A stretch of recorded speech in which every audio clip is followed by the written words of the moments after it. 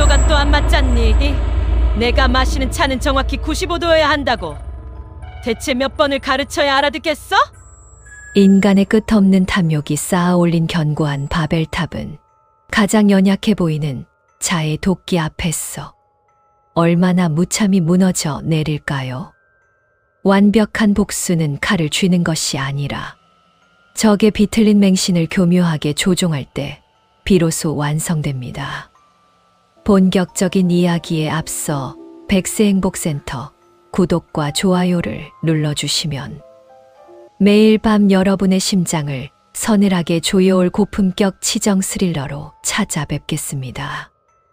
무당 며느리의 살인 굿판 제1화 지금 시작합니다. 제1화 피 묻은 바벨탑과 액바디의 반격. 평창동의 고요하고 으리으리한 저택 거실.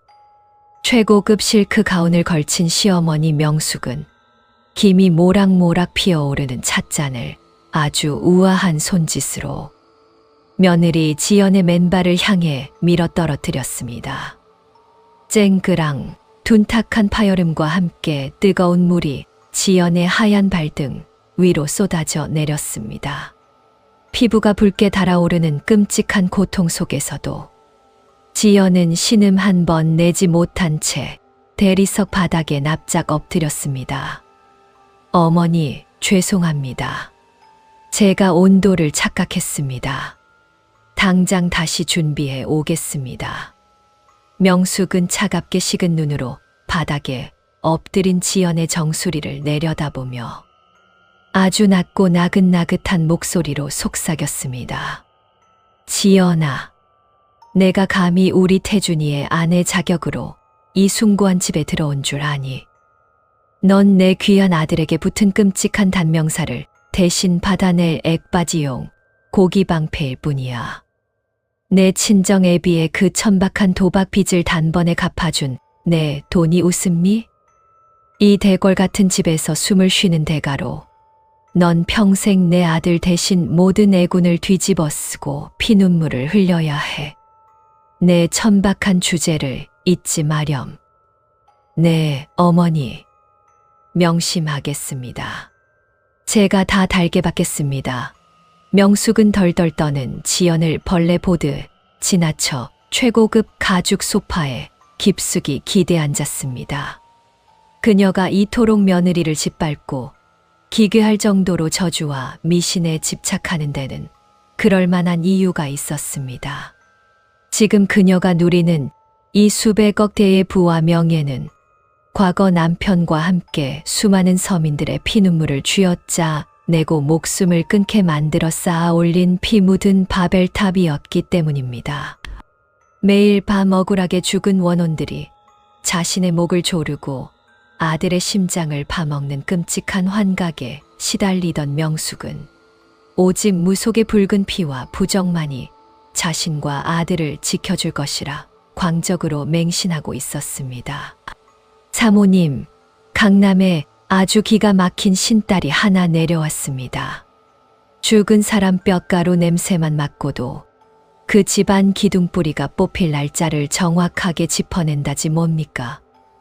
정재계 사모님들이 벌써 VIP 번호표를 뽑고 수억 원을 쌓아 들고 대기 중이랍니다. 비서의 은밀한 보고에 명숙의 두 눈이 기괴하게 번뜩였습니다. 원혼들의 저주를 막을 수만 있다면 자신의 영혼이라도 악마에게 팔 준비가 되어 있던 명숙은 당장 수표 다발이 든 가방을 챙겨 강남 최고급 주상복합에 차려진 비밀 신당으로 향했습니다. 음산하고 묵직한 치명 냄새가 진동하는 신당 안.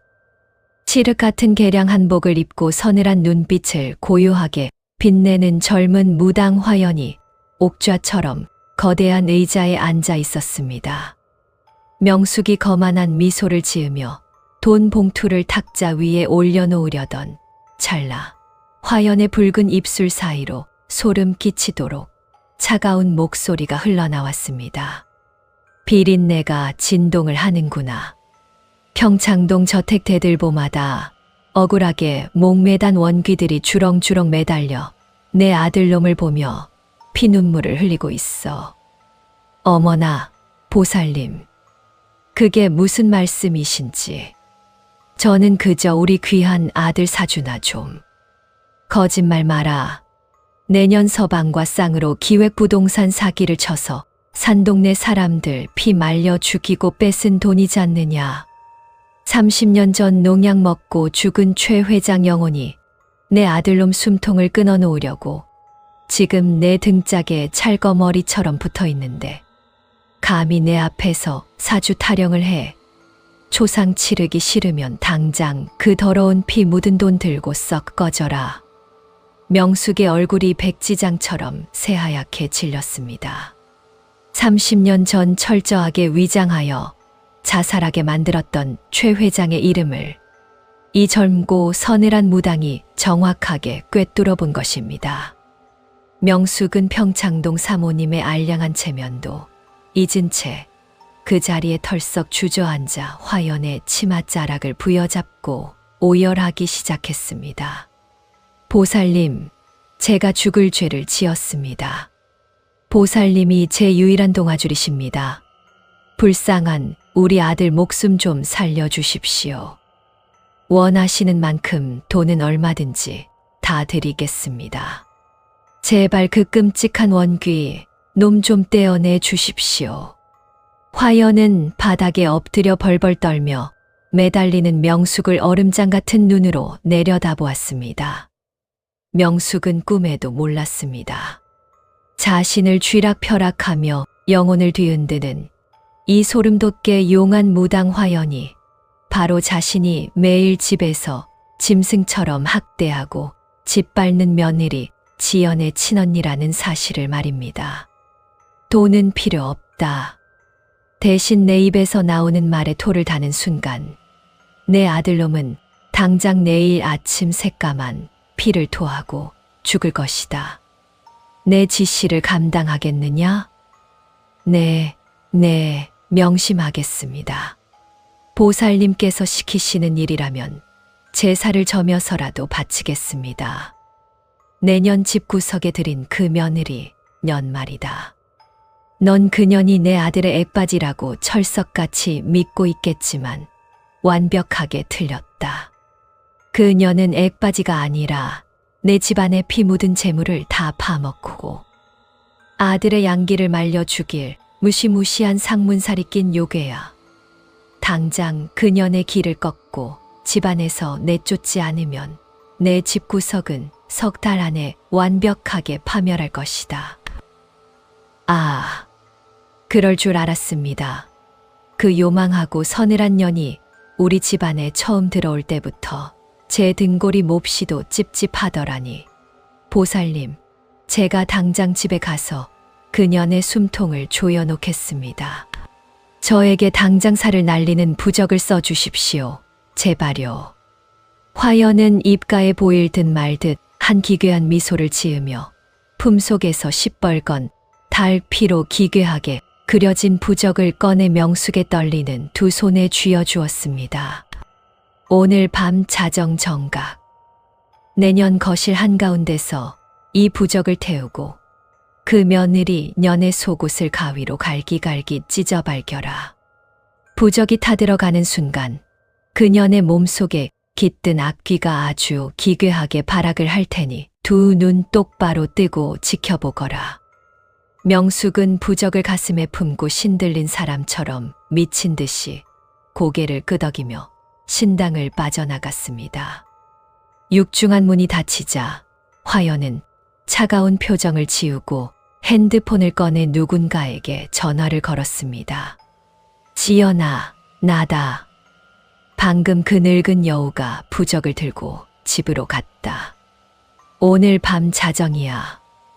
내가 미리 준 약 먹고 아주 기가 막히게 미친년처럼 뒹굴 준비해. 그 악마 같은 집안의 뼈대까지 완벽하게 털어먹을 굿판이 이제 막 시작됐으니까. 언니 고마워. 나 오늘 밤 그 여자 앞에서 세상에서 가장 끔찍하고 기괴한 악귀가 되어줄게.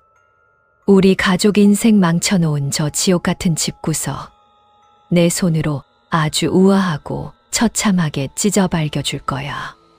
전화기 너머로 들려오는 지연의 목소리에는 낮에 엎드려 떨던 나약함은 온데간데 없고 시어머니를 향한 서늘한 살기와 지독한 도끼만이 뚝뚝 묻어나고 있었습니다. 가문의 원수이자 자신의 피부치를 학대한 늙은 소시오패스를 사냥하기 위해 두 자매가 쳐놓은 기괴하고 완벽한 핏빛덫이 마침내 평창동 저택을 향해 거대한 아가리를 벌리기 시작했습니다. 제2화 우아한 지옥과 기괴한 빙의. 내년 속에 숨어있는 그 더러운 악귀 놈들. 오늘 내 눈으로 똑똑히 확인해 주마. 자정 1분 전 정막이 짓누르는 평창동 저택의 거실 한가운데서 시어머니 명숙은 떨리는 손으로 라이터를 켰습니다. 무당 화연이 쥐어준 시뻘건 달피 부적의 불꽃이 닫자 기괴하게도 푸르스름한 연기가 피어오르며 매캐한 피비린내가 거실을 가득 채우기 시작했습니다. 명숙은 부적이 타들어가는 잿더리 위로 며느리 지연의 속옷을 던져 넣고 날카로운 가위로 미친 듯이 난도질하기 시작했습니다. 죽어. 이 집안의 맑은 기운을 파먹는 요망하고 천박한 것들 다 타서 한 줌 재가 되어버려. 우리 태준이한테서 당장 떨어지란 말이야. 그녀의 광기 어린 저주가 거실을 울리던 바로 그 순간이었습니다. 쿵, 쿵, 쿵. 2층 계단 위에서 무언가 무거운 것이 바닥을 내리찍는 듯한 둔탁한 파열음이 울려 퍼졌습니다. 가위질을 멈춘 명숙이 등골이 서늘해지는 것을 느끼며 천천히 고개를 들었습니다. 어머니, 지금 거기서 뭐 하시는 거예요? 어둠이 짙게 깔린 계단 위 며느리 지연이 산발을 한 채 서 있었습니다. 평소처럼 나약하게 떨고 있는 목소리. 하지만 명숙은 부적을 움켜쥐며 악을 썼습니다. 가까이 오지 마. 이 요망한 악귀년아. 내년 본 모습을 당장 드러내. 명숙의 외침이 끝나기가 무섭게 계단 위에 서 있던 지연의 고개가 기괴한 각도로 꺾였습니다.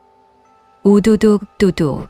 사람의 것이라고는 믿을 수 없는 끔찍한 뼈마디 부서지는 소리가 정막을 찢었습니다. 크흐흐흐. 하. 크크크. 조금 전까지 애처롭게 떨던 지연의 입에서 소름 끼치도록 탁하고 굵은 남자의 웃음소리가 터져 나왔습니다. 명숙은 들고 있던 가위를 바닥에 떨어뜨리며 뒷걸음질 쳤습니다. 너 누구야? 지연이 아니지. 지연은 계단에 엎드리더니 마치 거대한 거미처럼 내 발로 관절을 비틀며 계단을 기어 내려오기 시작했습니다. 그녀의 눈동자는 완전히 뒤집혀 흰자위만 번뜩이고 있었습니다. 지연의 입이 기괴하게 찢어지며 명숙의 귓가에 30년 전 환청처럼 맴돌던 그 목소리가 토해져 나왔습니다. 나다, 이 쌍년아. 30년 전에 내년 서방놈이랑 내년이 먹인 농약 마시고 피토하며 죽은 최영감이다. 내 아들놈 심장을 아주 질겅질겅 씹어 먹으려고 이 어린 계집의 몸통에 숨어서 매일 밤 피눈물을 흘리며 기다렸다. 안 돼. 오지 마. 명숙의 얼굴이 사색이 되었습니다. 무당 화연의 예언이 완벽하게 들어맞는 순간이었습니다. 지연, 아니 최 회장의 원기가 씬 지연은 내 발로 바닥을 기어 명숙의 턱 밑까지 다가왔습니다. 얼음장처럼 차가운 지연의 손이 명숙의 발목을 옥죄었습니다. 내 아들, 태준이. 그놈 목덜미에서 아주 달달한 피 냄새가 나더구나.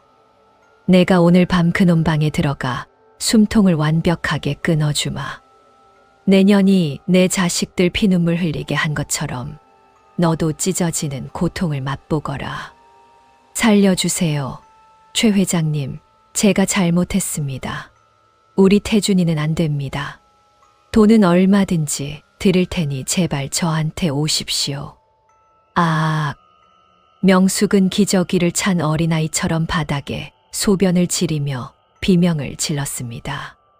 그녀는 지연의 손을 미친 듯이 걷어차고는 거실을 가로질러 자신의 안방으로 도망쳐 문을 이중삼중으로 걸어 잠갔습니다. 크흐흐흐. 하하하하하. 문 밖에서는 밤새도록 지연의 기괴한 웃음소리와 문을 긁어대는 끔찍한 소리가 끊이지 않았습니다. 명숙은 이불을 뒤집어 쓴 채뜬 눈으로 밤을 새우며 공포에 벌벌 떨었습니다. 하지만 문 밖의 진실은 명숙의 상상과는 완벽하게 달랐습니다.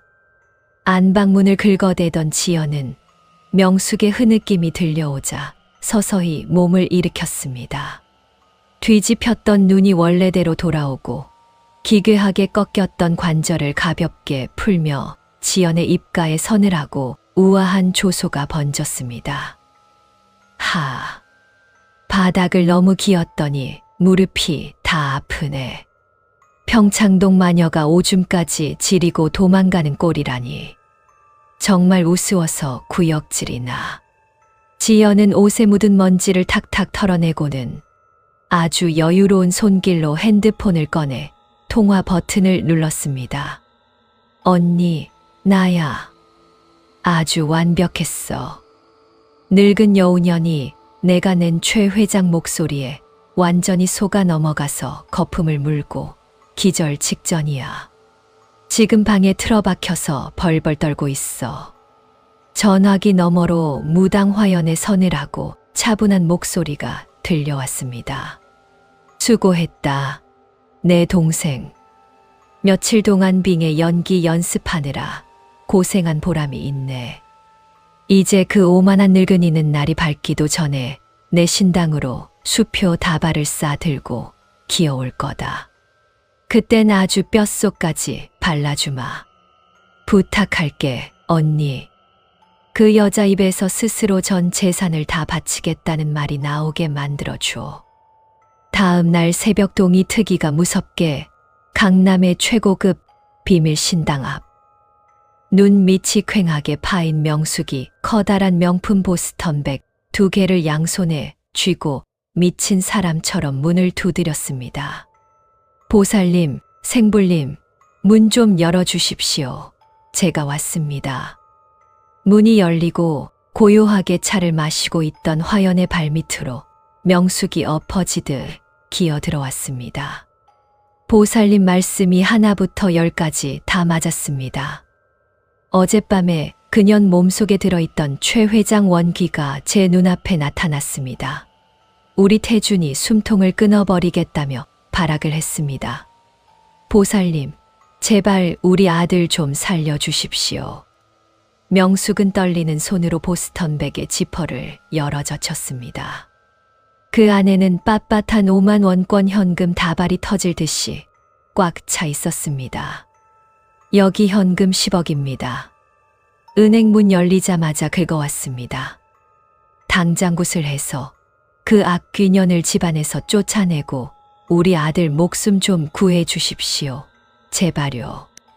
화연은 산더미처럼 쌓인 현금 10억을 곁눈질로 힐끗 보고는 아주 한심하다는 듯 쯧쯧 혀를 찼습니다. 겨우 10억. 내 아들놈 목숨값이 고작 10억밖에 안 되느냐? 내가 분명히 경고했을 텐데. 부적을 태우면 그년 몸속에 악귀가 발악을 할 것이라고.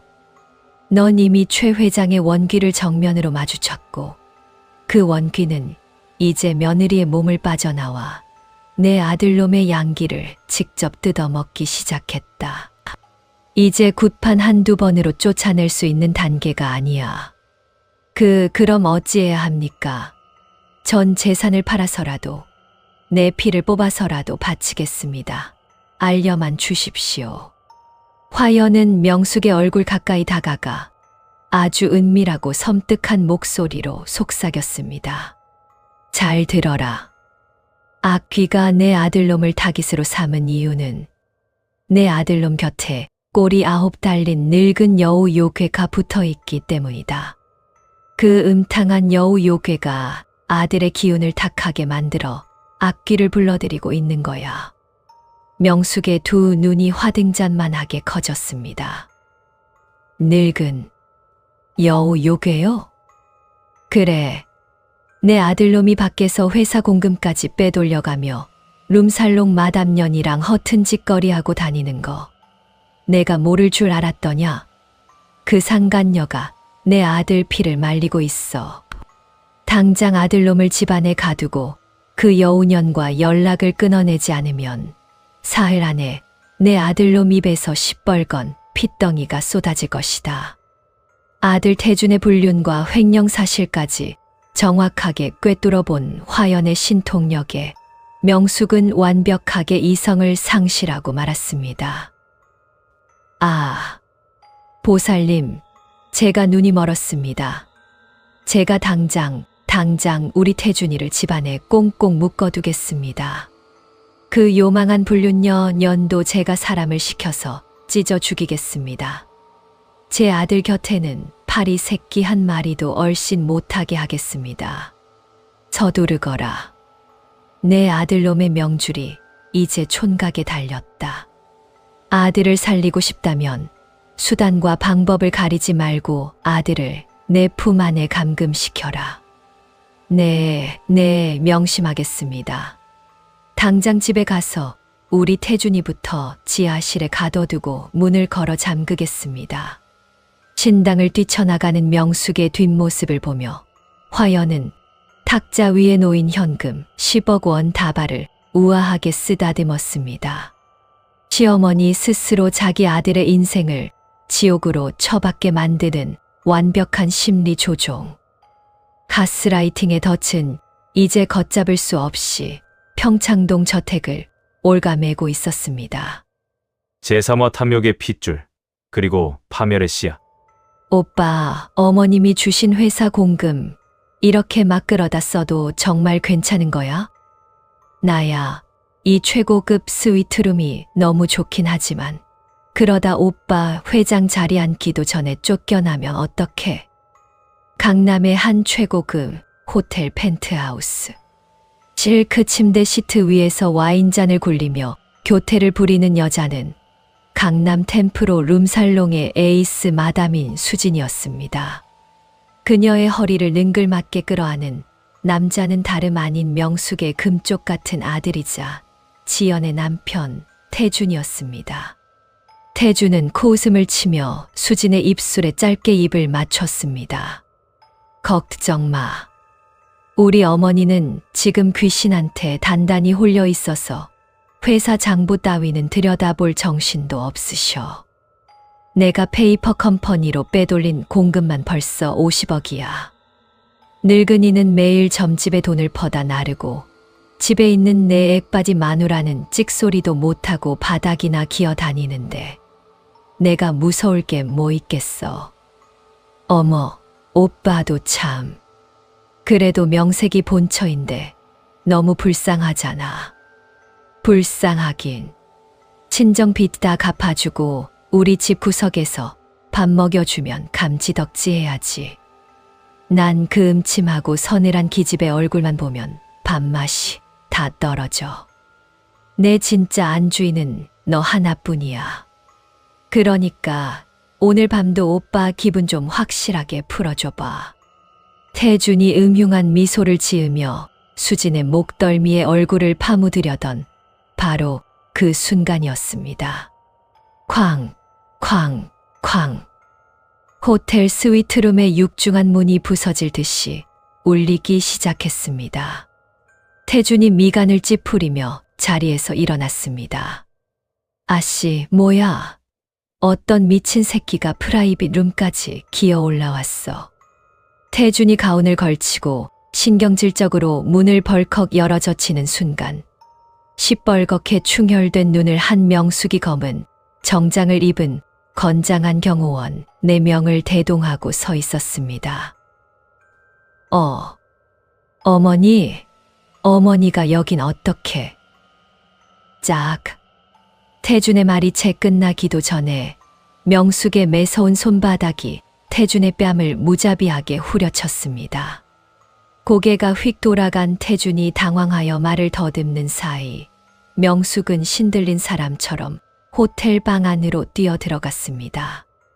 이 요망한 여우년, 내년이 감히 내 귀한 아들 피를 빨아먹고 있어. 어디서 굴러먹던 천박한 기생년이 내 아들 양기를 갉아먹어. 깍. 사모님, 왜 이러세요? 오빠, 사람 살려. 명숙은 침대 위에서 알몸으로 이불을 뒤집어 쓰고 있던 수진의 머리채를 사정없이 틀어쥐고 바닥으로 내동댕이 쳤습니다. 그리고는 뾰족한 구두굽으로 수진의 어깨와 등을 무자비하게 짓밟기 시작했습니다. 어머니, 지금 뭐 하시는 겁니까? 당장 그만두세요. 태준이 기겁하며 명숙을 말리려 했지만 경호원들이 양쪽에서 태준의 팔을 꺾어 제압했습니다. 명숙은 숨을 헐떡이며 수진의 얼굴에 침을 뱉었습니다. 내년이 꼬리 9 달린 늙은 여우 요괴지. 우리 태준이 곁에 붙어서 원기를 불러들이는 끔찍한 상문살이 바로 내년이었어. 보살님 말씀이 토씨 하나 틀린 게 없구나. 어머니, 제발 정신 좀 차리세요. 무슨 요괴고 원기입니까? 미신에 미쳐서 지금 자기 아들 망신을 어디까지 시키시려는 거예요. 태준의 발악에 명숙은 천천히 고개를 돌려 아들을 노려보았습니다. 그 눈빛은 모성애가 아니라 완전히 이성을 상실한 광신도의 섬뜩한 눈동자였습니다. 태준아, 넌 지금 저 여우 요괴한테 단단히 홀린 거야. 내가 회사 공금을 빼돌린 것도, 내 속을 썩이는 것도 다 저 요괴년이 내 정신을 조종하고 있기 때문이라고. 엄마가 널 살릴 거다. 무슨 짓을 해서라도 널 지킬 거야. 명숙은 경호원들을 향해 차갑게 명령했습니다. 이 요망한 년은 차에 태워서 당장 지방 변두리 섬마을로 던져버려라. 다시는 서울 땅에 발도 못 붙이게 해. 그리고 우리 아들은 당장 평창동 지하실로 끌고 가. 지하실이요. 어머니, 제가 왜 지하실을 갑니까?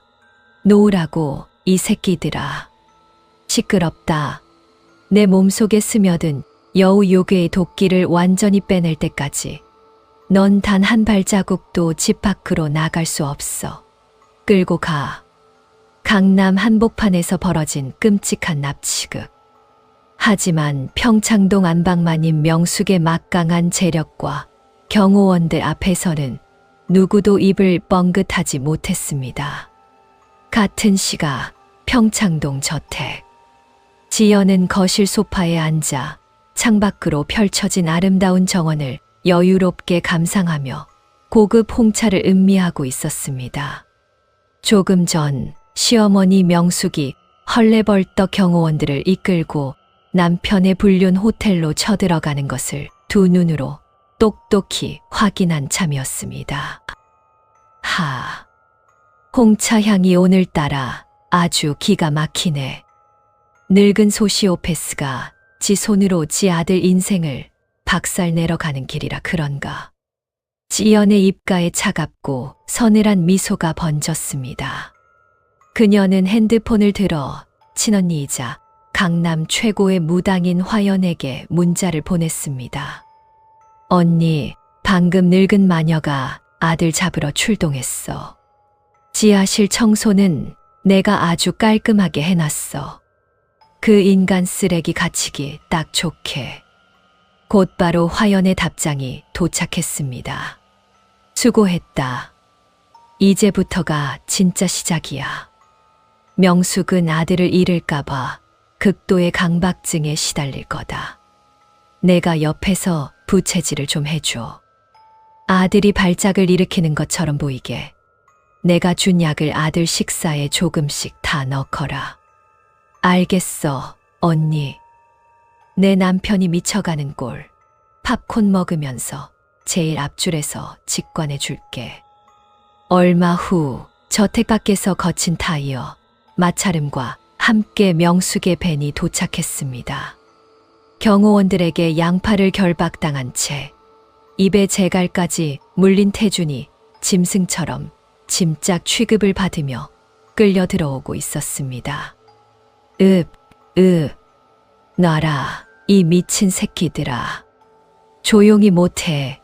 우리 아들 몸속에 든 악귀가 또 발악을 하는구나. 명숙은 미친 사람처럼 허공에다 소금을 뿌려대며 태준의 뒤를 쫓았습니다. 거실에 앉아있던 지연은 재빨리 찻잔을 숨기고 덜덜 떠는 연약한 며느리의 표정으로 순식간에 가면을 바꿔 썼습니다. 어머니, 도대체 이게 무슨... 여보한테 왜 그러세요? 지연이 가짜 눈물을 흘리며 달려가자 명숙은 지연의 어깨를 거칠게 밀쳐냈습니다. 비켜라, 이 재수 없는 년아. 내년이 액바지 노릇을 제대로 못해서 우리 태준이한테 여우 요괴가 붙은 거 아니야. 당장 지하실 문 열어. 보살님께서 요괴의 도끼를 빼려면 빛이 한 점도 들어오지 않는 어두운 곳에 가둬야 한다고 하셨어. 지하실이요? 어머니, 거긴 너무 춥고 캄캄한데. 여보가 너무 불쌍해요. 지연은 입으로는 남편을 걱정하면서도 손으로는 재빠르게 지하실의 육중한 철문을 활짝 열어 젖혔습니다. 철문 너머로는 곰팡내 나는 서늘한 어둠만이 아가리를 벌리고 있었습니다. 끌고 내려가서 묶어라. 그리고 보살님이 주신 부적을 사방에 덕지덕지 붙여. 미쳤어. 우리 엄마 진짜 미쳤다고. 태주는 핏대를 세우며 발악했지만 건장한 경호원들의 손에 이끌려 캄캄한 지하실 아래로 질질 끌려 내려갔습니다. 철컹 하는 소리와 함께 지하실의 두꺼운 철문이 굳게 닫히고 명숙이 직접 큼지막한 자물쇠를 채웠습니다. 명숙은 자물쇠를 움켜쥐고 지하실 문에 귀를 댄 채 기괴한 웃음을 흘렸습니다. 우리 아들, 엄마가 지켜줄게. 그 더러운 요괴년과 악귀들이 내 몸에서 다 빠져나갈 때까지 넌 여기서 안전할 거야. 흐흐흐. 엄마가 다 살려줄게. 그 모습을 뒤에서 지켜보던 지연의 눈동자가 서늘하게 빛났습니다.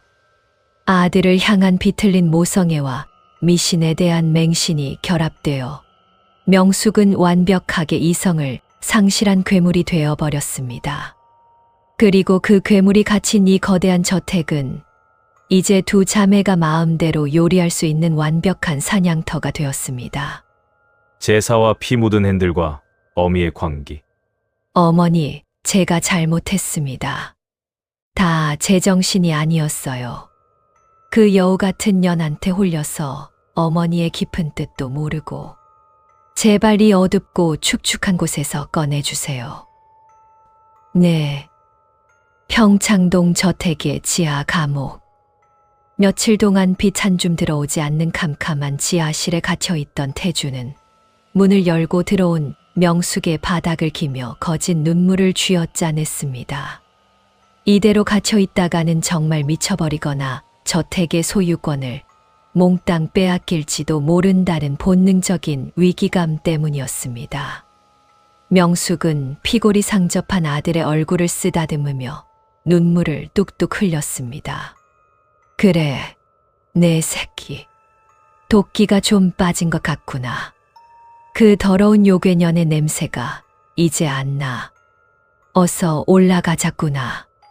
대신 보살님이 내 몸에 붙은 상문살이 완벽하게 떨어져 나갈 때까지는 절대 대문 밖을 나서면 안 된다고 하셨다. 알겠지? 네, 어머니. 명심하겠습니다. 방에만 얌전히 있겠습니다. 어머니의 부축을 받으며 2층 침실로 올라온 태준. 하지만 방문이 닫히고 명숙의 발소리가 멀어지자 태준의 눈빛은 순식간에 독사처럼 매섭게 변했습니다. 그는 침대 밑에 숨겨두었던 비상용 대포폰을 꺼내 흥신소 소장에게 전화를 걸었습니다. 김 소장, 나야. 당장 강남에 새로 생겼다는 그 무당년 뒷조사부터 해. 이름은 화연이고 30년 전 우리 아버지가 처리했던 최 회장 사건을 들먹이면서 우리 어머니의 혼을 쏙 빼놓고 있어. 냄새가 나. 아주 지독한 사기꾼 냄새가. 그리고 우리 집에 있는 그 액바지 마누라 년, 지연이 그 기집애의 과거 기록도 바닥부터 다시 샅샅이 훑어와. 내일 새벽 2시에 평창동 삼거리에서 직접 만나서 보고받을 테니까 그리 알아. 통화를 마친 태주는 서늘하게 코웃음을 쳤습니다. 늙은이가 미신에 미치더니 분간을 못하네. 감히 내 뒤통수를 쳐. 그 무당년 정체만 밝혀내면 내 손으로 아주 아작을 내주마. 하지만 태주는 꿈에도 몰랐습니다. 조금 열려있던 방문 틈새로 며느리 지연이 뱀처럼 차가운 미소를 지으며 이 모든 통화 내용을 도청하고 있었다는 사실을 말입니다. 지연은 소리 없이 발걸음을 돌려 화장실로 들어가 친언니 화연에게 전화를 걸었습니다. 언니, 눈치 빠른 쓰레기가 냄새를 맡았어. 흥신소를 풀어서 언니 뒷조사를 시켰고 내 과거까지 다시 캐보라고 지시했어. 내일 새벽 2시에 집 밖으로 몰래 기어 나가서 흥신소 소장을 직접 만난대. 전화기 너머 화연의 목소리는 한치의 흔들림도 없이 평온하고 서늘했습니다. 그래? 쓰레기가 제법 머리를 굴리는구나. 하지만 독 안에 든 쥐가 발악해봐야 제 무덤만 깊게 파는 꼴이지. 지연아, 오늘 밤이 적기다. 적기라니 어떻게 할까, 언니? 당장 흥신소 놈들부터 손을 좀 봐둘까? 아니, 흥신소는 놔둬라. 대신 늙은 마녀가 피를 봐야 해. 그래야 그 광적인 맹신이 완벽하게 완성되거든. 남편 차 브레이크 오일 선을 아주 살짝만 건드려 놔라. 당장 죽진 않더라도 시뻘건 피를 철철 흘릴 정도로만. 아들이 문 밖을 나서면 끔찍한 피를 본다던 내 예언을 명숙의 두 눈으로 직접 확인시켜 주는 거야. 알겠어, 언니. 안 그래도 그 인간 쓰레기 피 냄새가 아주 궁금하던 참이었거든. 그날 밤 자정 무렵, 지연은 채팁의 사각지대를 교묘하게 피해 지하 주차장으로 잠입했습니다. 그녀는 태준이 가장 아끼는 붉은색 스포츠카 밑으로 기어들어가 날카로운 펜치로 브레이크 유압선을 교묘하게 훼손했습니다. 시속 60km를 넘기는 순간 브레이크가 완벽하게 먹통이 되도록 계산된 서늘하고도 완벽한 덫이었습니다. 새벽 1시 반. 저택이 깊은 잠에 빠진 사이 태주는 몰래 방문을 열고 나와 차 키를 챙겼습니다. 흥신소 소장을 만나 무당의 약점을 잡고 이 지긋지긋한 감금 생활을 끝내겠다는 생각에 그의 심장은 요동쳤습니다. 태준이 차에 올라타 시동을 걸고 평창동의 구불구불한 내리막길을 내달리기 시작했습니다. 건방진 무당년. 내일 아침이면 내 발밑에서 살려달라고 기계 만들어주지. 엑셀을 밟으며 속도를 높이던 태준. 하지만 삼거리의 급커브 구간이 눈앞에 다가왔을 때 그는 등골이 오싹해지는 것을 느꼈습니다. 브레이크가 왜 이래? 젠장, 안 밟혀. 태준이 미친 듯이 브레이크 페달을 짓밟았지만 페달은 푹푹 꺼지며 아무런 저항감도 느껴지지 않았습니다. 으악, 안 돼. 시속 80km로 내달리던 스포츠카는 굉음을 내며 가드레일을 들이받았고 차체는 형체를 알아볼 수 없을 정도로 찌그러졌습니다. 펑 하는 소리와 함께 에어백이 터졌지만 깨진 유리 파편들이 태준의 이마와 뺨을 깊게 그어버렸습니다. 같은 시각 저택의 안방에서 자고 있던 명숙은 요란하게 울리는 휴대폰 소리에 화들짝 놀라 눈을 떴습니다. 사모님, 큰일 났습니다. 태준 도련님께서 몰래 차를 몰고 나가시다가 삼거리에서 큰 사고가 났습니다. 지금 피를 많이 흘리시고 계십니다. 경호원의 다급한 전화를 받은 명숙의 얼굴은 백지장처럼 새하얗게 질렸습니다. 그녀의 머릿속에는 오직 무당화연이 했던 서늘한 경고만이 메아리치고 있었습니다. 집 밖으로 한 발자국이라도 나가는 순간 30년 전 죽은 최 회장의 원귀가 내 아들의 숨통을 끊어놓고 시뻘건 피를 토하게 만들 것이다. 안 돼, 우리 태준이. 그 원귀 놈이 기어코 내 아들을. 명숙은 잠옷 바람으로 맨발인 채 미친 사람처럼 뛰어나갔습니다. 거실에 서 있던 지연이 놀란 척하며 그녀를 붙잡았습니다. 어머니, 무슨 일이세요? 여보한테 무슨 일이 생겼나요? 비켜, 이 재수 없는 년아. 내년이 우리 집안에 들어와서 이 사달이 난 거야. 사고 현장에 도착한 명숙은 운전석에서 피투성이가 된 채 실려 나오는 태준을 보고 그대로 바닥에 주저앉았습니다. 태준의 얼굴과 셔츠는 온통 시뻘건 피로 물들어 있었습니다. 태준아, 내 새끼, 보살님 말씀이 맞았어. 집 밖으로 나가는 순간 원귀가 내 숨통을 끊을 거라더니 엄마가 나가지 말라고 그렇게 일렀거늘. 태준은 피를 흘리면서도 명숙의 옷깃을 붙잡고 발악했습니다. 어머니, 이건 사고가 아니에요. 누군가 내 차 브레이크를 조작했어. 그 무당년이랑 지연이 그년이 한 짓이야. 날 죽이려고. 짝. 명숙의 손이 피투성이가 된 태준의 뺨을 무자비하게 내리쳤습니다. 구급대원들과 경호원들조차 경악하여 숨을 죽였습니다. 명숙의 눈은 이미 인간의 것이 아닌 완벽한 광기에 잡아먹힌 상태였습니다. 닥쳐라. 어디 감히 보살님과 내 아내를 모함해. 내 몸속에 들어앉은 그 더러운 요괴 놈이 살기 위해서 발악을 하는구나. 내 놈이 보살님이 쳐둔 결계를 깨고 나가서 이 끔찍한 피를 본 것이야. 어머니, 제발 정신 좀 차리세요. 저 진짜 죽을 뻔했다고요. 그래, 내가 죽을 뻔했지. 그러니까 엄마가 널 지켜줘야 해.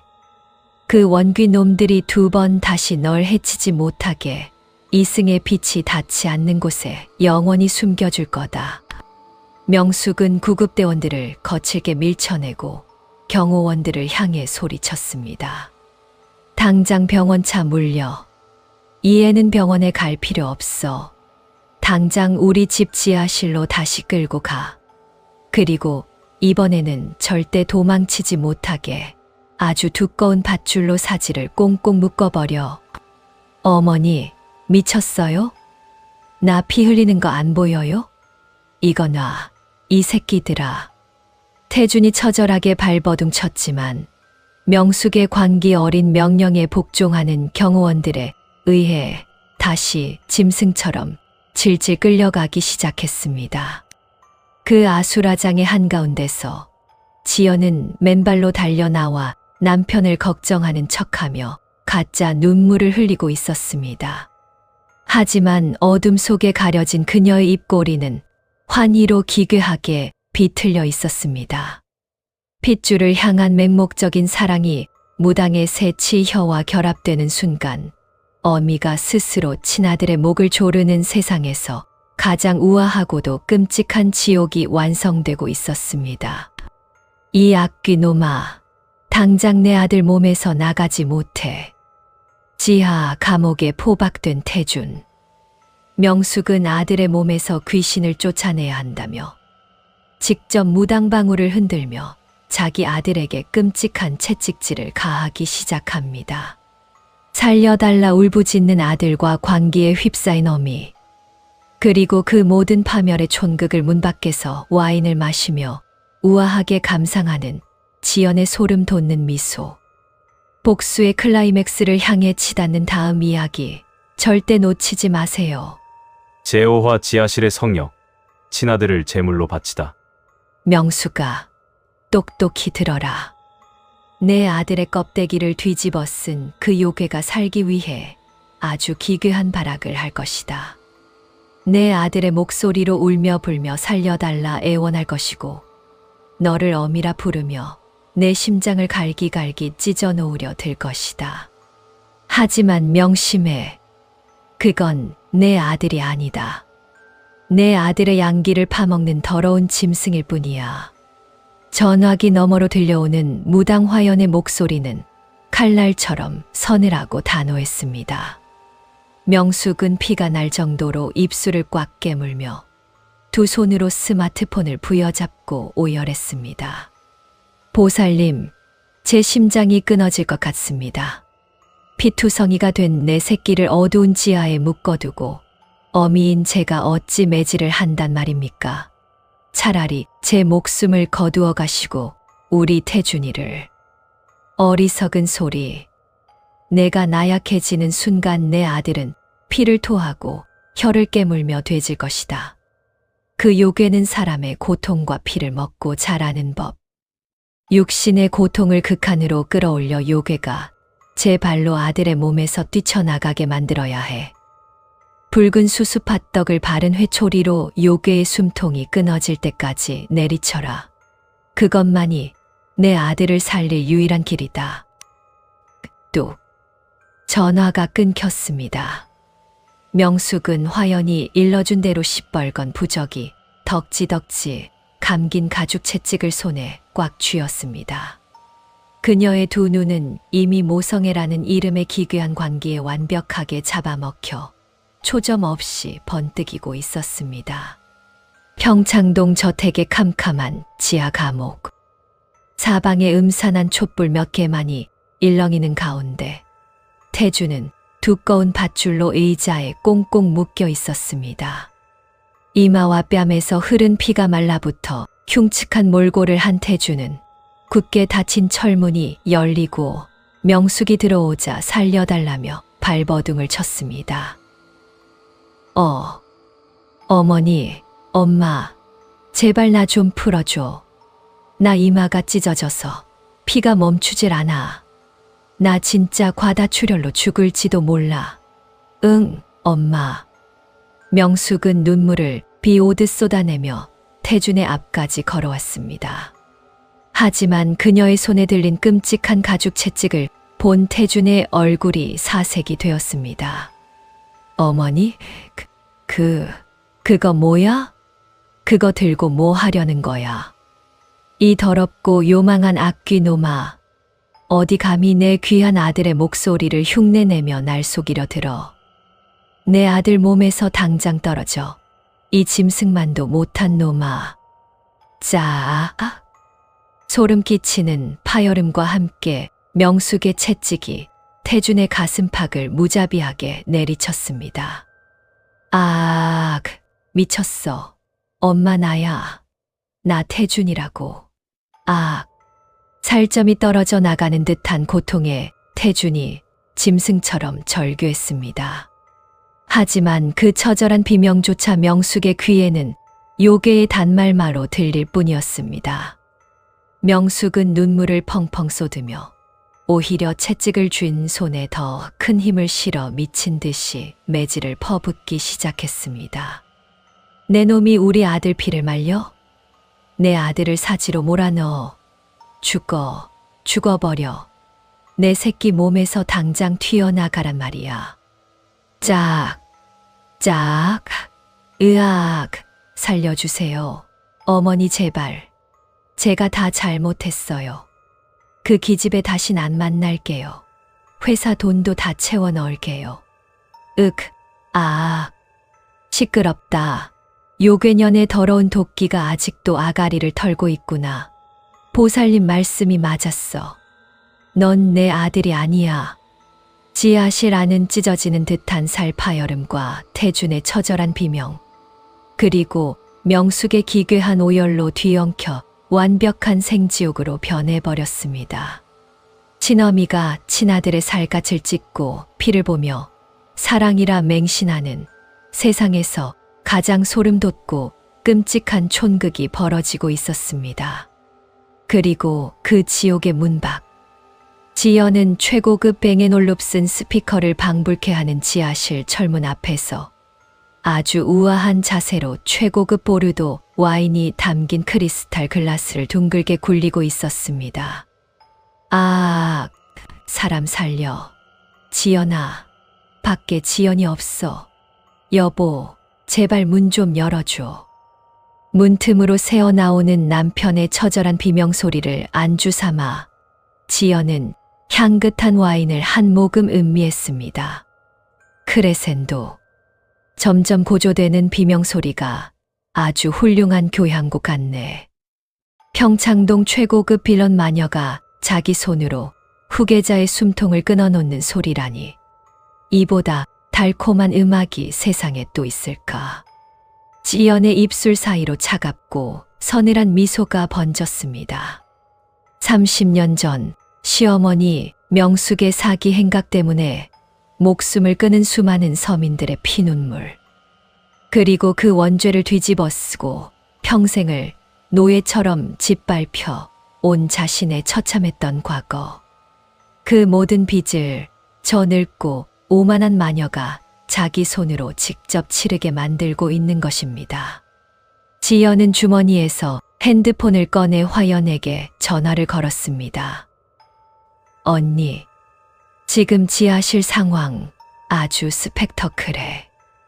미친 마녀가 드디어 자기 새끼를 제물로 바쳐서 춤을 추고 있어. 이대로 두면 내일 아침엔 저 쓰레기 인간 진짜 송장이 되어 나올지도 몰라.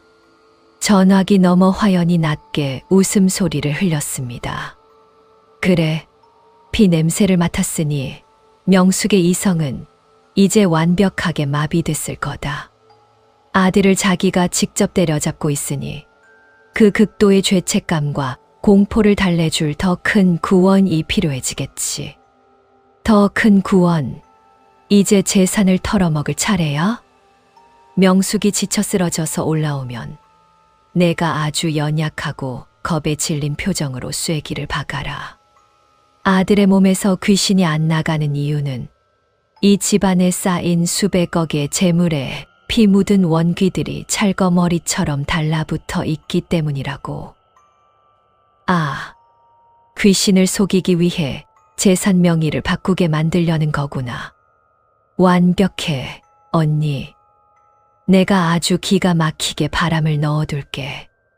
그로부터 1시간 뒤, 끼기익 소리와 함께 무거운 지하실 철문이 열렸습니다. 머리부터 발끝까지 땀과 핏물로 범벅이 된 명숙이 넋이 나간 표정으로 비틀거리며 걸어 나왔습니다. 지연은 재빨리 와인잔을 숨기고 덜덜 떠는 연약한 며느리의 가면을 뒤집어 쓴 채 달려갔습니다. 어머니, 피투성이시잖아요. 도대체 지하에서 무슨 일이? 여보는 무사한가요? 명숙은 초점 없는 눈으로 허공을 응시하며 덜덜 떨리는 손으로 자신의 얼굴을 감싸 쥐었습니다. 내가 요괴를 쫓아냈어. 우리 태준이 살려달라고 내가 이 채찍으로 요괴를 때려잡았어. 그런데도 우리 태준이 숨소리가 점점 잦아들어. 원귀들이 우리 아들을 안 놔줘. 지연아. 어떡하지? 어떻게 해야 내 새끼를 살리지? 명숙이 무릎을 꿇고 짐승처럼 오열하자 지연은 명숙의 등을 쓰다듬으며 아주 은밀하고도 치명적인 독을 주입하기 시작했습니다. 어머니, 제가 어제 보살님 신당에 몰래 다녀왔는데 보살님께서 너무 끔찍한 말씀을 하셨어요. 보살님이 뭐라 하셨는데 말해봐, 어서. 도련님 몸에서 악귀가 나가지 않는 이유는 아버님이 남겨주신 이 대궐 같은 집과 수백억 재산에 억울하게 죽은 원혼들이 덕지덕지 붙어 있기 때문이래요. 그 재산이 태준 씨 명의로 넘어갈까봐 원귀들이 재물과 함께 태준 씨 목숨까지 갉아먹고 있는 거라고. 명숙의 두 눈이 기괴하게 커졌습니다. 지연은 쐐기를 박듯 서늘하게 속삭였습니다. 어머니, 원귀를 완벽하게 속여야 한대요.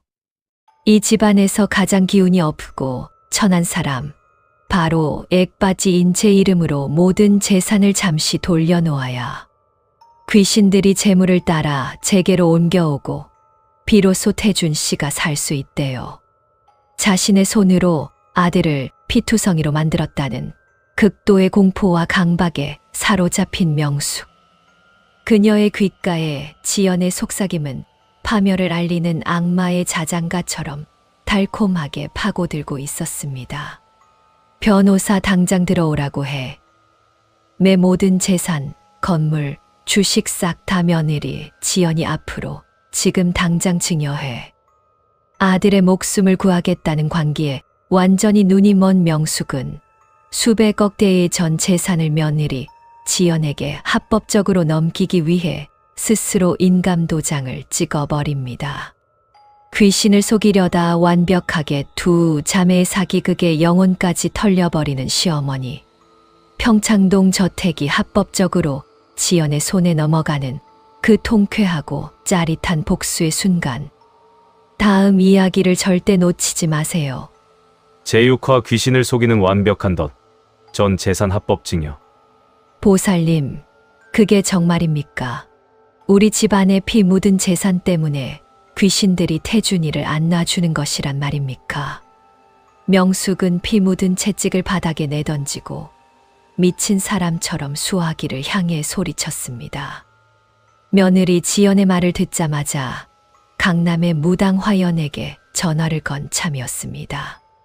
전화기 너머로 들려오는 화연의 목소리는 벼랑 끝에 몰린 명숙의 이성을 완벽하게 끊어버리듯 서늘하고도 단호했습니다. 명숙아, 넌 아직도 내가 지은 원죄의 무게를 모르는구나. 30년 전 내가 빼앗은 수백억의 재물, 그 피 묻은 돈다발마다 억울하게 죽은 자들의 원혼이 새까맣게 달라붙어 있다. 그 원귀들이 피 냄새를 쫓아 내 아들의 숨통을 조이고 있는데 지하실에서 백날 채찍질을 한들 앞귀가 물러가겠느냐? 아, 보살님, 제가 어리석었습니다. 제 탐욕이 우리 아들을 사지로 몰았습니다. 그럼 어찌해야 합니까? 이 재산을 다 불태워 없애야 우리 태준이가 살 수 있습니까? 화연은 덫에 걸린 사냥감을 향해 아주 천천히 그리고 치명적인 독을 주입했습니다. 불태운다고 귀신이 속을 것 같으냐? 귀신을 완벽하게 속이려면 집안의 모든 재물을 가장 서늘하고 천한 자의 이름으로 옮겨 원귀들의 시선을 돌려야 한다. 내 집안에 들인 그 액바지 며느리년, 그년의 이름으로 모든 부동산과 주식을 당장 합법적으로 증여해라. 그리하면 재물에 붙어있던 원귀들이 내 아들을 버리고 며느리년의 피와 살을 파먹기 위해 그년에게로 옮겨갈 것이다. 아, 액바지 며느리에게 귀신을 옮긴다. 완벽하게 귀신을 속이는 덫이군요. 시간이 없다. 내 아들의 명줄이 이제 간당간당해. 해가 뜨기 전에 모든 명의를 며느리에게 넘겨라. 단 1원이라도 내 아들과 내 이름으로 남아있다면 원귀는 절대 아들의 곁을 떠나지 않을 것이다. 통화가 끊기자마자 명숙은 두 눈을 번뜩이며 거실을 가로질렀습니다. 김 비서, 당장 법무법인 최 대표 변호사 당장 1위로 튀어오라고 해. 자다가도 빤스 바람으로 튀어오라고 해. 새벽 3시. 평창동 저택의 거실 한가운데 법무법인 대표 변호사와 수행 변호사들이 서류 가방을 들고 사색이 된 얼굴로 도열했습니다. 테이블 위에는 명숙 소유의 강남 알짜배기 빌딩 3채, 수백억 대의 주식, 그리고 이 으리으리한 평창동 저택의 등기 권리증이 산더미처럼 쌓여 있었습니다. 사모님, 이 야밤에 이게 도대체 무슨... 지금 이 모든 자산을 며느님 지연 씨의 명의로 몽땅 증여하시겠다는 말씀이십니까? 증여세만 해도 수십억이 넘고 경영권 방어는 아예 불가능해집니다. 태준 도련님이 아시면 시끄러워. 태준이가 죽게 생겼는데 경영권이 다 무슨 소용이야. 내가 증여세든 뭐든 다 낼 테니까. 내일 아침 해 뜨기 전까지 법적으로 완벽하게 명예 이전 끝내. 단 1원이라도 내 이름으로 남아있으면 김 변호사 당신들 모가지 다 날아갈 줄 알아. 명숙이 피 묻은 잠옷을 입은 채 미친 사람처럼 서류를 집어 던지자 변호사들은 덜덜 떨며 증여 계약서를 작성하기 시작했습니다. 그 난장판의 한가운데서 지연은 무릎을 꿇은 채 벌벌 떨며 완벽한 희생양 연기를 펼치고 있었습니다. 어머니, 저는 무서워요. 이 많은 재산이 다 제 이름으로 넘어오면 보살님 말씀대로 그 무서운 귀신들이 다 저한테 들러붙어서 제 피를 빨아먹는 거잖아요. 어머니, 저 진짜 죽기 싫어요. 제발 살려주세요.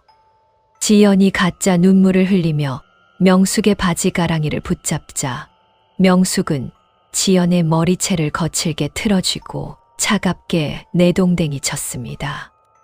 입 닥쳐, 이 천박한 년아. 내년이 우리 집안에 왜 들어왔는지 잊었어. 넌 처음부터 내 아들 대신 죽어줄 액바지 고기방패였어. 귀신이 내년 피를 빨아먹든 뼈를 씹어먹든 내가 다 감당해야 해. 도장 안 찍어? 당장 내 인감 도장 내놔. 어머니, 흑흑. 알겠습니다. 어머니 시키시는 대로 다 할게요. 지연은 흐느끼며 덜덜 떨리는 손으로 자신의 인감 도장을 꺼냈습니다. 변호사들이 내민 수십 장의 증여, 계약서의 명숙의 도장과 지연의 도장이 나란히 찍히기 시작했습니다. 쾅, 쾅, 쾅. 그 붉은 인주가 서류에 묻어날 때마다 명숙은 자기 아들을 살렸다는 기괴한 환희에 차올라 거친 숨을 몰아쉬었습니다. 하지만 엎드려 우는 척하며 서류에 도장을 찍어 내려가는 지연의 눈동자는 희열과 승리감으로 서늘하게 빛나고 있었습니다. 그래, 찍어. 더 세게 찍어. 이 늙은 마녀야. 내가 서민들 피눈물 쥐어짜서 만든 그 더러운 바벨탑. 이제 완벽하게 내 손에 들어왔으니까. 마침내 마지막 서류에 도장이 찍혔습니다. 변호사가 서류를 챙겨 도망치듯 저택을 빠져나가자 명숙은 털썩 주저앉아 실성한 사람처럼 허공을 보며 웃기 시작했습니다. 하하하. 끝났어. 이제 우리 태준이는 살았어. 귀신들이 다 저 액바지 년한테로 갔어. 지연은 바닥에 흩어진 증여 서류 부본들을 조심스럽게 품에 안았습니다. 그리고는 허공을 보며 실성한 명숙을 남겨둔 채 아주 우아하고 가벼운 발걸음으로 2층 침실로 올라왔습니다. 방문을 닫고 잠그는 순간 지연의 얼굴에 드리웠던 나약한 며느리의 가면이 순식간에 벗겨졌습니다. 그녀는 침대 위로 수백억 대의 자산 증명서와 계약서들을 촤르륵 뿌리며 기괴하고도 짜릿한 웃음을 터뜨렸습니다. 크흐흐흐. 하하하하. 세상에 이렇게 쉬울 수가. 그 오만하고 악랄하던 평창동 마녀가 지 손으로 직접 이 수백억을 내 발밑에 갖다 바치다니. 지연은 당장 핸드폰을 들어 화연에게 전화를 걸었습니다. 언니, 방금 다 끝났어. 늙은 마녀가 덜덜 떨면서 내 이름으로 등기, 이전 서류 다 넘겼어. 이제 이 평창동 대궐도 강남 빌딩들도 다 내 거야. 완벽한 합법이라고. 전화기 너머 화연의 서늘한 웃음소리가 울려 퍼졌습니다. 수고했다.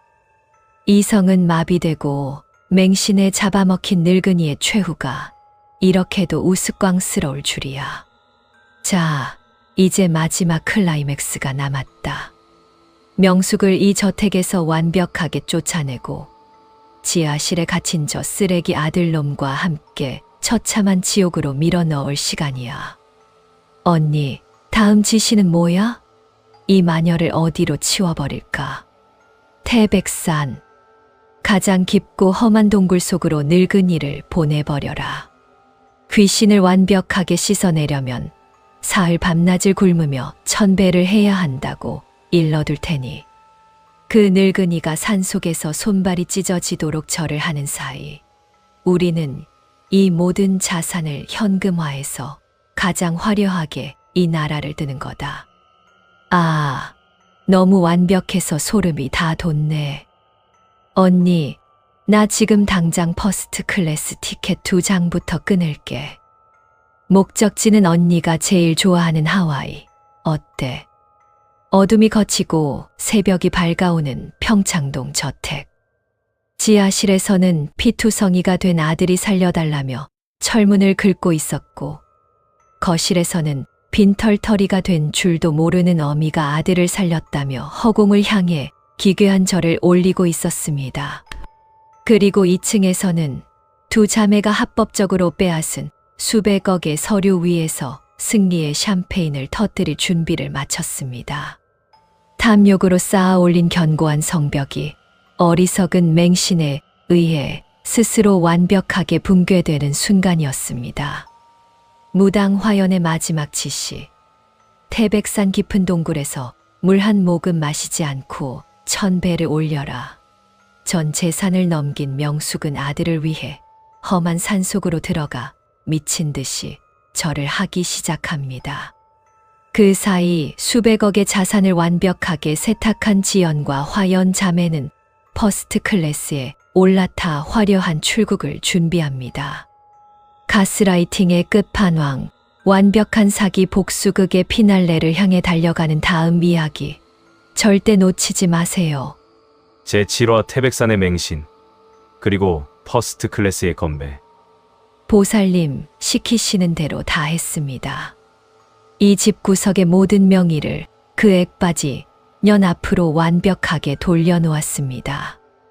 이제 우리 태준이 목숨을 조이던 그 끔찍한 원귀 놈들이 며느리 년에게 다 옮겨간 것이 맞습니까? 해가 막 떠오른 이른 아침. 뜬 눈으로 밤을 새운 명숙은 핏발선 눈으로 무당 화연에게 전화를 걸어 매달렸습니다.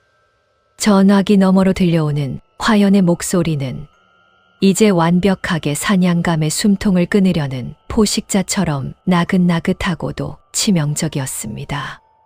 잘했다.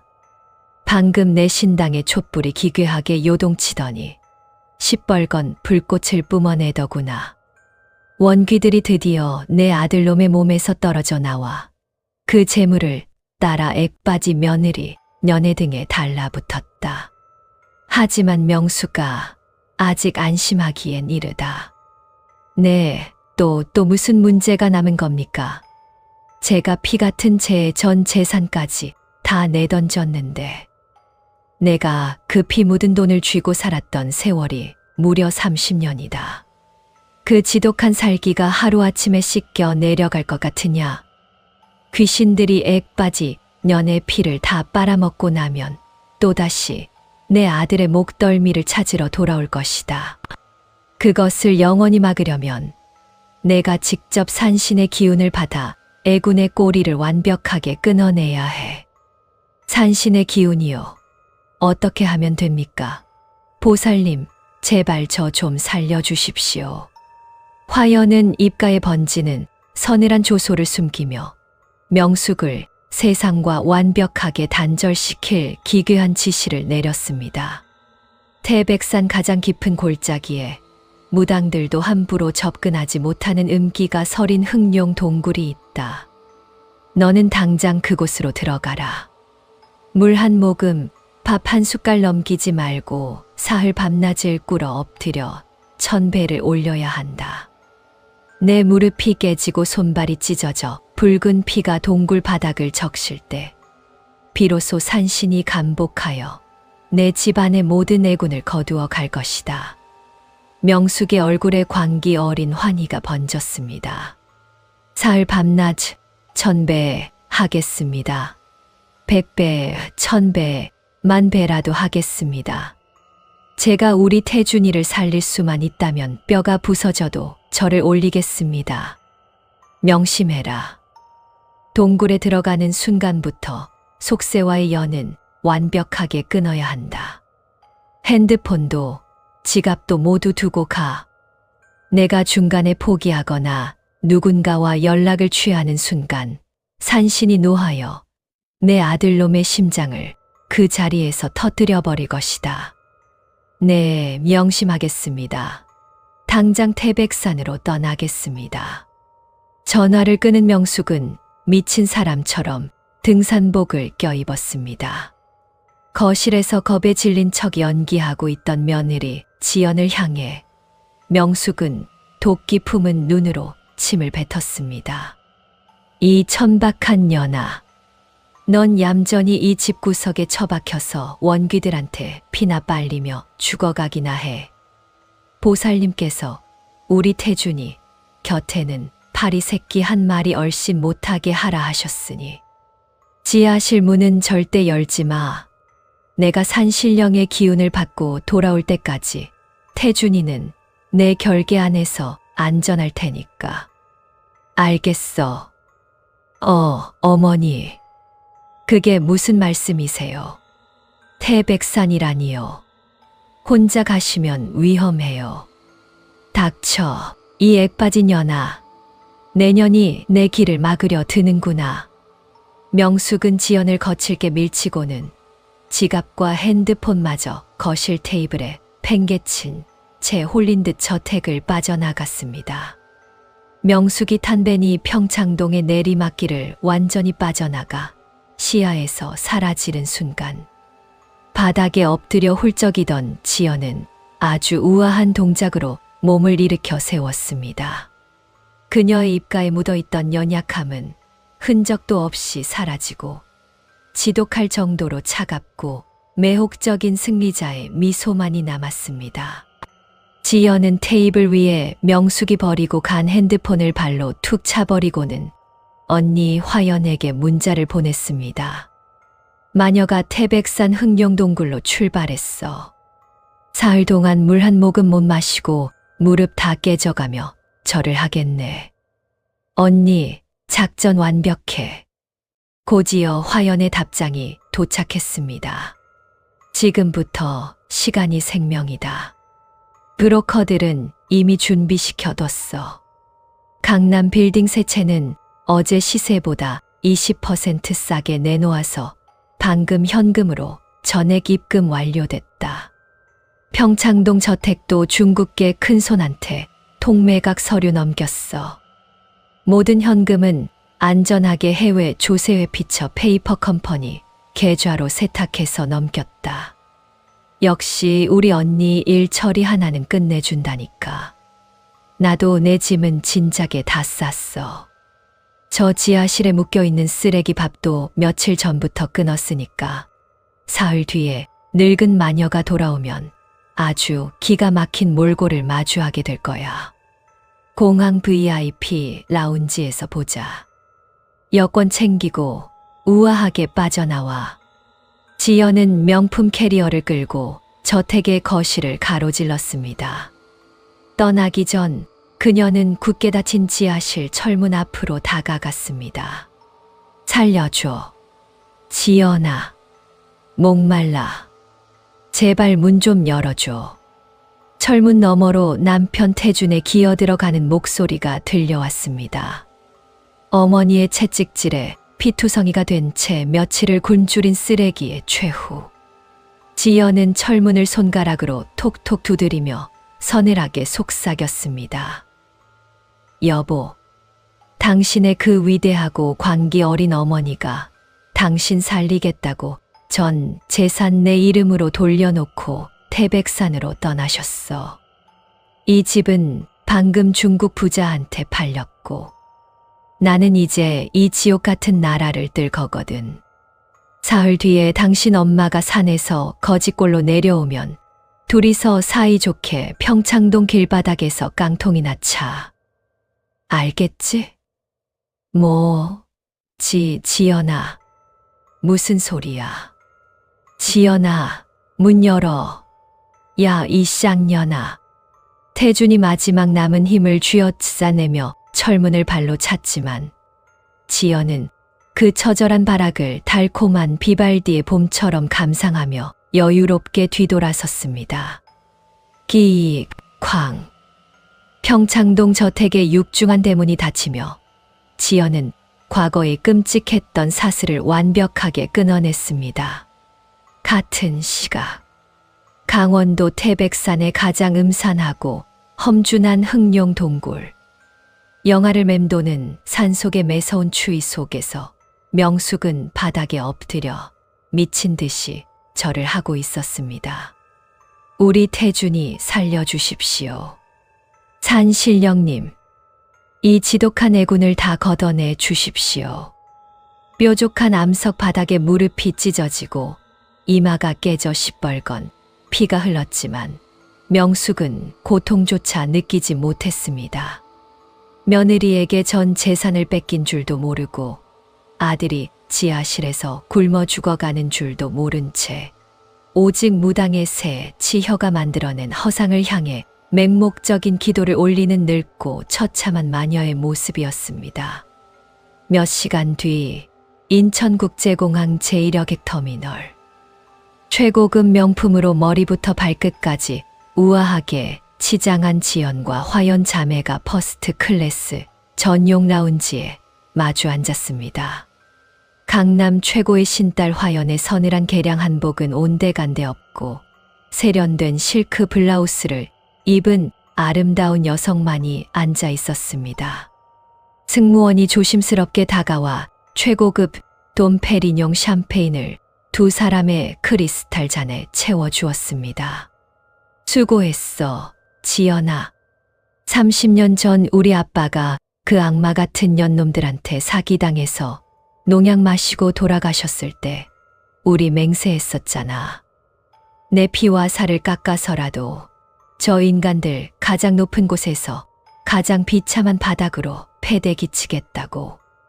화연이 샴페인 잔을 들어 올리며 부드럽게 미소 지었습니다. 지연 역시 잔을 부딪히며 화려하게 웃었습니다. 응, 언니. 내 청춘을 저 지옥 같은 집구석에 액바지로 바친 보상을 아주 톡톡히 받았네. 수백억 원의 피 묻은 돈 우리가 가장 깨끗하게 써줄게. 짠. 청아하게 부딪히는 크리스탈 샴페인 잔의 경쾌한 소리. 곧이어 두 자매는 하와이행 퍼스트 클래스 좌석에 몸을 뉘었습니다. 수백억의 자산이 든 전자지갑과 완벽한 자유를 손에 쥔 채 비행기가 창공을 향해 날아올랐습니다. 맹신과 탐욕에 눈이 멀어 제 무덤을 판 가해자들은 산속과 지하실에서 비참하게 피를 흘리고 오랫동안 칼을 갈아온 피해자들은 가장 찬란하고 완벽한 승리의 축배를 드는 통쾌한 순간이었습니다. 태준아, 엄마가 왔다. 애군을 다 씻어내고 엄마가 왔어. 사흘 밤낮을 동굴에서 굶주리며 천배를 마친 명숙이 피투성이가 된 몸을 이끌고 평창동 저택으로 돌아옵니다. 하지만 저택의 문은 굳게 닫혀 있고 낯선 중국인들이 저택을 부수고 있습니다. 며느리와 무당이 친자매였다는 끔찍한 진실을 알게 된 명숙. 그리고 지하실에서 가까스로 구조되어 어머니의 목을 조르는 아들 태준. 알거지가 된 모자가 길거리에서 서로를 물어뜯는 대망의 최종화. 절대 놓치지 마세요. 제8화 찬란한 무덤. 서로를 물어뜯는 짐승들. 아홉, 백, 아흔, 아홉, 천. 강원도 태백산의 가장 깊고 서늘한 흑룡 동굴. 사흘 밤낮을 물 한 모금 마시지 않고 칠흑 같은 어둠 속에서 끊임없이 절을 올리던 명숙의 이마가 마지막으로 거친 바닥에 닿았습니다.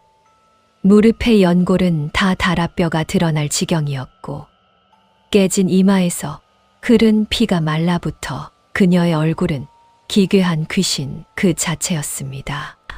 하지만 명숙의 두 눈동자만큼은 광기 어린 환희로 이글거리고 있었습니다. 하하하, 끝났다. 내가 해냈어. 산신령님, 드디어 우리 집안의 애군이 다 씻겨 내려갔군요. 보살님, 제가 우리 태준이를 살렸습니다. 명숙은 피투성이가 된 몸을 이끌고 짐승처럼 내 발로 기어 동굴을 빠져나왔습니다.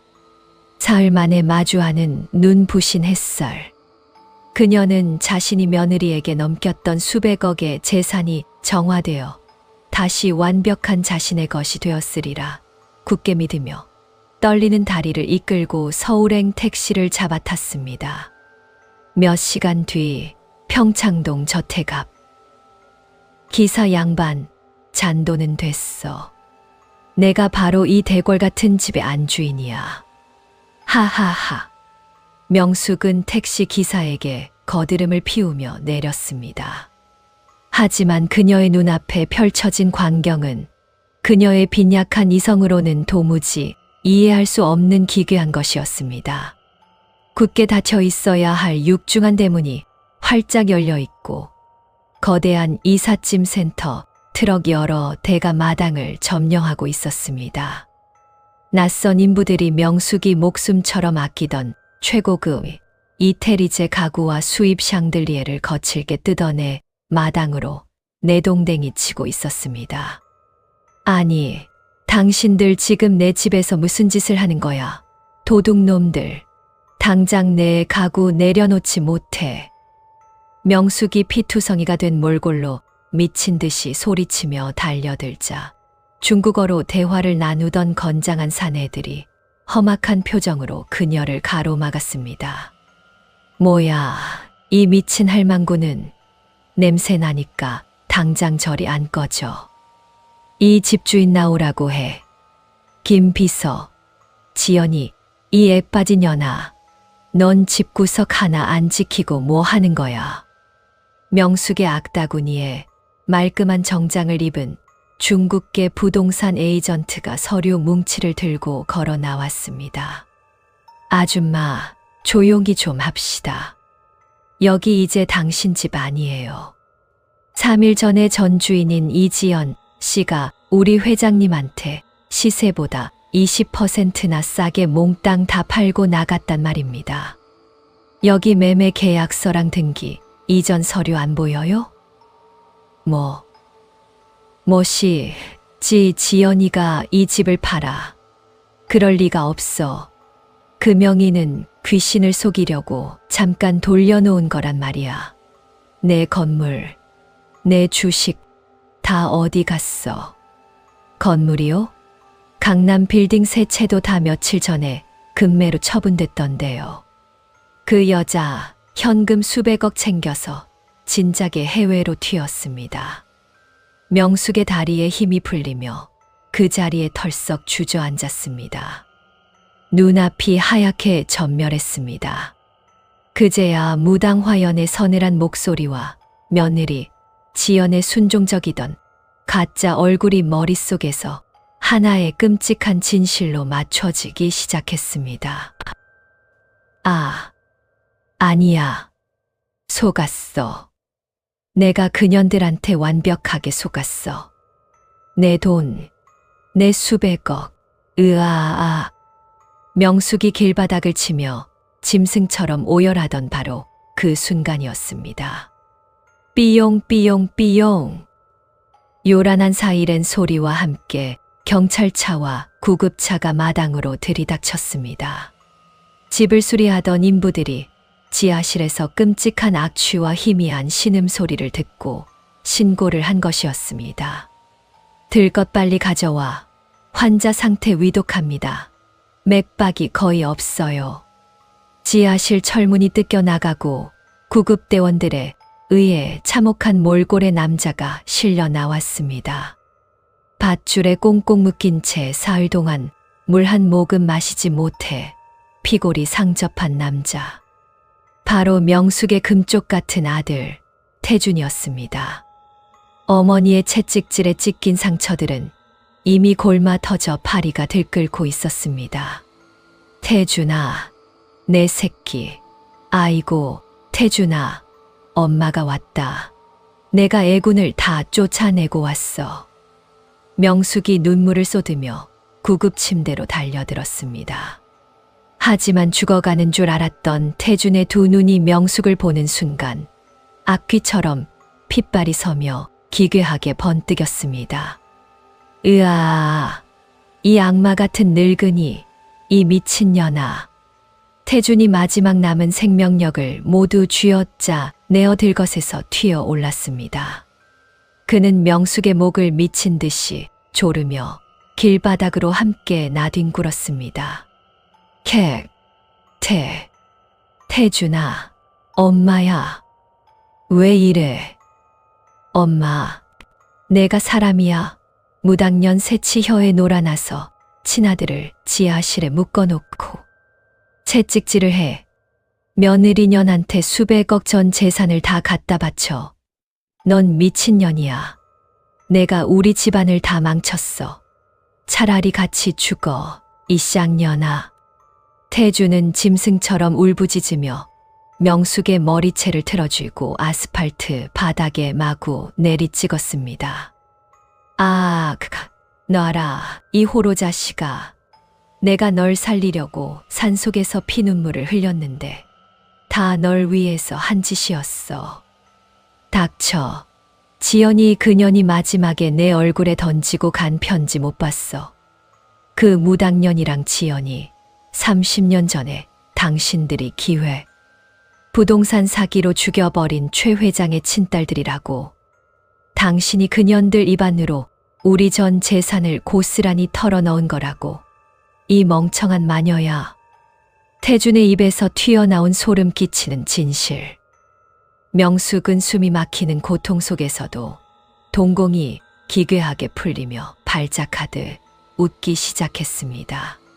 최 회장의 딸들, 며느리와 무당이, 자매, 하하하. 내가 원수의 딸들에게 내 전 재산을 바치고 내 아들 목을 졸랐어.